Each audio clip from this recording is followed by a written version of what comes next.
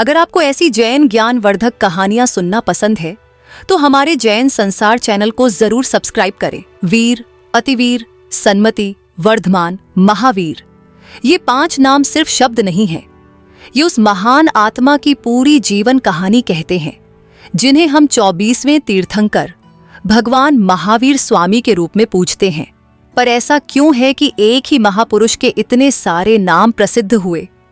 आखिर क्यों उन्हें इन अलग अलग नामों से पुकारा गया? हर नाम के पीछे कौन सी कहानी छुपी है, कौन सी घटना जुड़ी है जिसने एक राजकुमार को इन खासियतों वाले नामों से सजाया? यही वो सवाल हैं जो हमें भगवान महावीर के जीवन को एक नए नजरिए से देखने के लिए प्रेरित करते हैं। भगवान महावीर, जिन्होंने आज से लगभग 2600 साल पहले इस धरती पर जन्म लिया, केवल जैन धर्म के अनुयायियों के लिए ही नहीं बल्कि पूरी दुनिया के लिए अहिंसा, सत्य और आत्म संयम की प्रेरणा है। उनका जीवन त्याग और तपस्या की एक ऐसी मिसाल है जिसने दिखाया कि कैसे मनुष्य अपनी इंद्रियों और इच्छाओं पर काबू पाकर आत्मज्ञान के शिखर तक पहुंच सकता है और दूसरों को भी मुक्ति का रास्ता दिखा सकता है। इस लंबे वृत्तांत में हम भगवान महावीर के इन्हीं 5 प्रसिद्ध नामों वर्धमान, वीर, अतिवीर, सन्मति और महावीर के पीछे की विस्तृत कहानियों और उनके गहरे मतलब को जानेंगे। हम यह समझने की कोशिश करेंगे कि कैसे उनके जन्म से लेकर बचपन की घटनाओं, उनकी कठोर साधना और ज्ञान प्राप्ति तक की यात्रा इन नामों में झलकती है। यह सफर हमें उनके जीवन के उन अनछुए पहलुओं से रूबरू कराएगा जो दिखाते हैं कि कैसे हर नाम उनके एक खास गुण या जीवन के एक महत्वपूर्ण पड़ाव से जुड़ा है और कैसे ये सब मिलकर भगवान महावीर के पूरे व्यक्तित्व का चित्र बनाते हैं। चलिए शुरू करते हैं इस खोज को और जानते हैं भगवान महावीर के इन 5 नामों की अद्भुत गाथा। कहानी का आरंभ होता है प्राचीन भारत के उस दौर में जब समाज और धर्म में नए विचारों का मंथन चल रहा था। गंगा नदी के किनारे बसे इलाकों में कई छोटे बड़े राज्य और गणराज्य फल फूल रहे थे।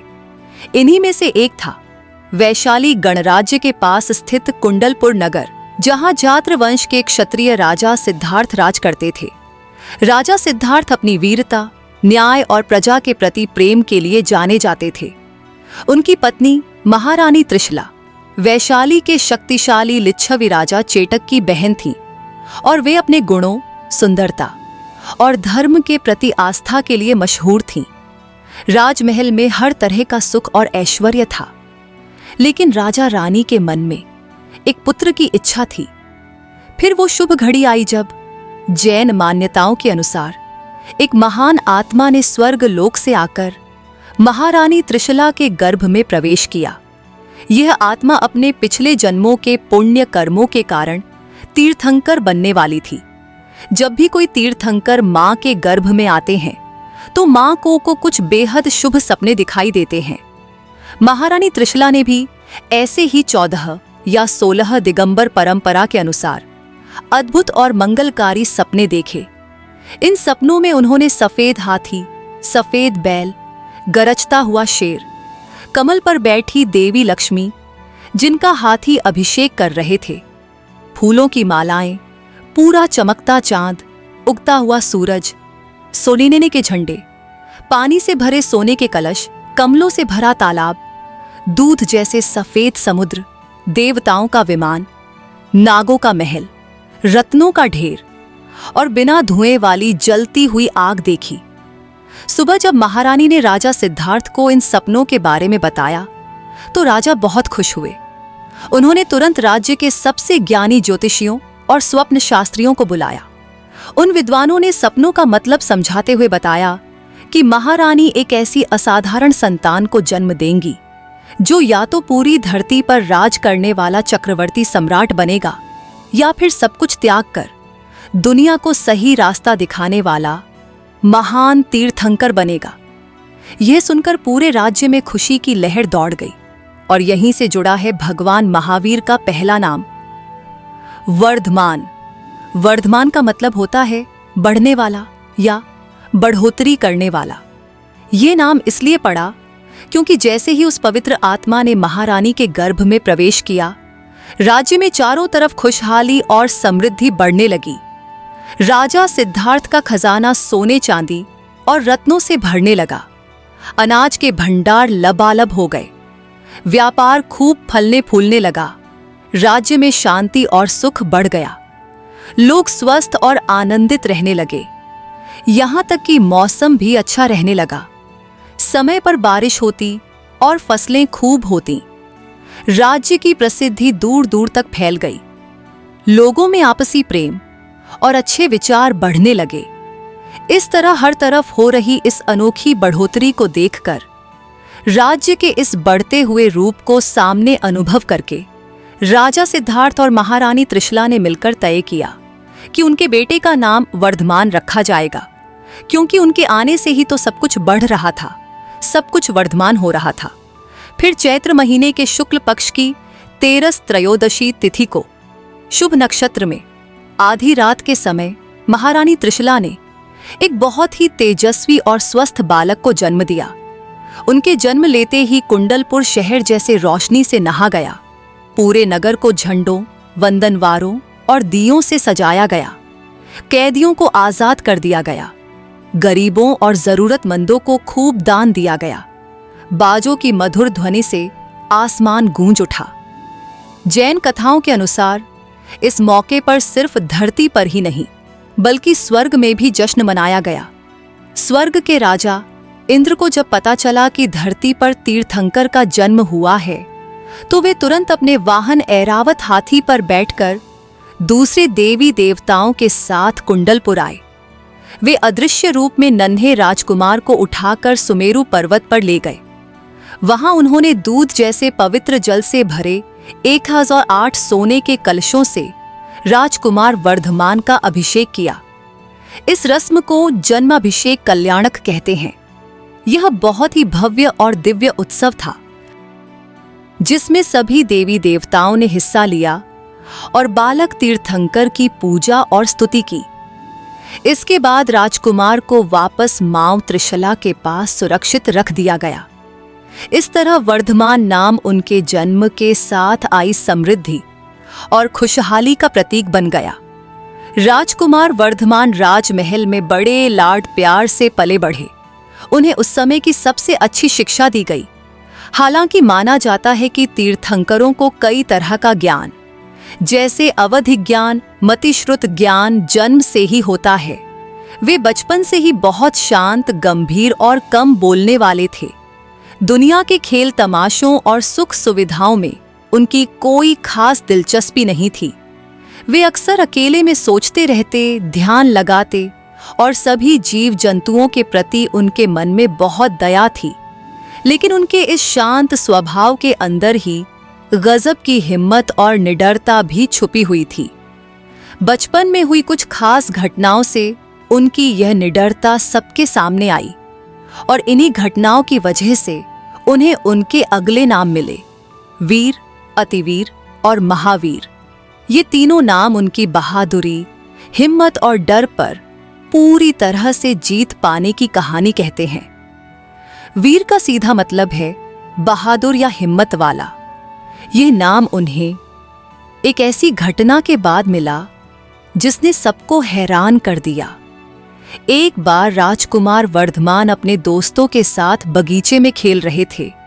शायद वे पेड़ पर चढ़ने का कोई खेल खेल रहे थे। सभी बच्चे खेल में मस्त थे। तभी अचानक एक बहुत ही जहरीला काला सांप पेड़ के तने से लिपट गया जहां बच्चे चढ़ने वाले थे। उस बड़े और फुंफकारते सांप को देखकर सारे बच्चे डर गए। वे चीखते चिल्लाते हुए इधर उधर भागने लगे। पूरे माहौल में डर फैल गया। लेकिन इस भगदड़ के बीच राजकुमार वर्धमान बिल्कुल शांत और स्थिर खड़े रहे। उनके चेहरे पर डर का कोई निशान तक नहीं था। उन्होंने बड़ी हिम्मत और शांति से आगे बढ़कर उस जहरीले सांप को अपने हाथों से पकड़ लिया। उन्होंने सांप को कोई नुकसान नहीं पहुंचाया, बल्कि उसे प्यार से उठाकर खेल की जगह से दूर एक झाड़ी में छोड़ दिया, जैसे वह कोई मामूली चीज हो। उनकी इस अविश्वसनीय निडरता, गजब की हिम्मत और सांप के प्रति भी दया भाव को देखकर उनके दोस्त और वहां मौजूद सभी लोग दंग रह गए। उस दिन से लोग उन्हें वीर यानी बहादुर कहकर बुलाने लगे। लेकिन उनकी बहादुरी की असली परीक्षा तो अभी बाकी थी, जिसने उन्हें महावीर और अतिवीर जैसे महान नाम दिलाए। कहते हैं, एक बार स्वर्ग से कुछ देवता बालक रूप धरकर राजकुमार वर्धमान के साथ खेलने आए। क्योंकि उन्होंने राजकुमार की हिम्मत और ताकत की बहुत बातें सुन रखी थीं। उनमें संगम नाम का एक देवता था, जिसने राजकुमार की परीक्षा लेने की सोची। खेल खेल में शर्त लगी कि जो सबसे पहले पेड़ पर चढ़ेगा वह बाकी सबको अपनी पीठ पर बिठाकर घुमाएगा। राजकुमार वर्धमान तो पलक झपकते ही पेड़ पर चढ़ गए। अब शर्त के मुताबिक संगम देव को उन्हें अपनी पीठ पर बिठाना था। जैसे ही राजकुमार वर्धमान संगम देव की पीठ पर बैठे, संगम देव ने अपनी जादुई शक्तियों से उन्हें डराने की कोशिश शुरू कर दी। उसने अपना शरीर बहुत बड़ा करना शुरू कर दिया। वह आसमान छूने जितना ऊंचा हो गया। फिर उसने भयानक जानवरों और राक्षसों का रूप धारण किया। वह जोर जोर से गरजने लगा, बिजली चमकाने लगा, तेज आंधी चलाने लगा। उसने हर तरह से कोशिश की कि राजकुमार डर जाएं। लेकिन राजकुमार वर्धमान उसकी पीठ पर बिल्कुल शांत और बिना डरे बैठे रहे, जैसे कुछ हो ही न रहा हो। उनकी हिम्मत और आत्मबल के सामने संगम देव की सारी शक्तियां बेकार हो गईं। आखिर में संगम देव ने हार मान ली। वह समझ गया कि यह कोई साधारण बालक नहीं है, यह तो हिम्मत और आत्मबल की मूर्ति है। तब संगम देव और बाकी देवताओं ने राजकुमार वर्धमान की जय जयकार की और उन्हें महावीर यानी महान वीर और अतिवीर यानी वीरों में भी श्रेष्ठ वीर कहकर पुकारा।